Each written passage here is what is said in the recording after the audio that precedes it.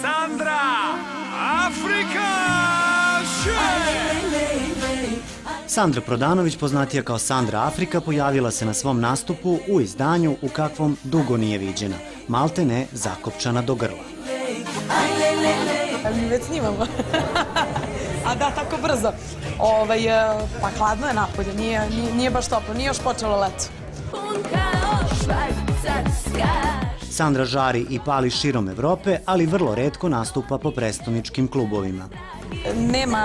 Nema diskoteke koje bi mogle to baš da plate, zato što jednostavno su prostori jako mali i to je to, bukvalno radim par diskoteka u Srbiji i to je to.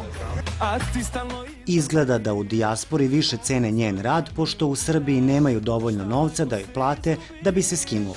Zašto da te vređe, haljina bez leđa? Slažem se sa tobom, da. Pre su me prihvatili negde tamo malo dalje nego što su ovde, a meni je žao, mislim, ja sam ipak njihova ovde, tako da nisu uz mene, da, tako ispada. Uvek na nastupe vodi svog dečka i menadžera Mikišu, jer kaže da je tako sigurnija na sceni.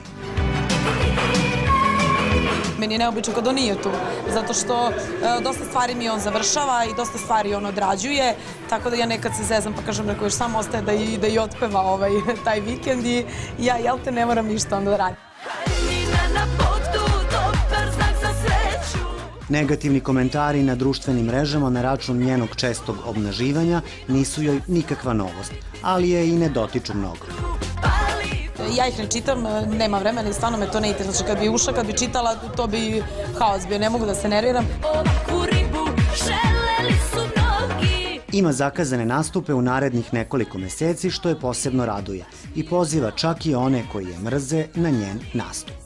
10 godina sam ovde i tako da to da ne valja i da ne prolazi ovo što ja radim, onda ne bi bila tu gde jesam. Tako da ja ću da guram ovako kako ja mislim da treba, ostali neka se bune, pa vidjet ćemo dokle stignem.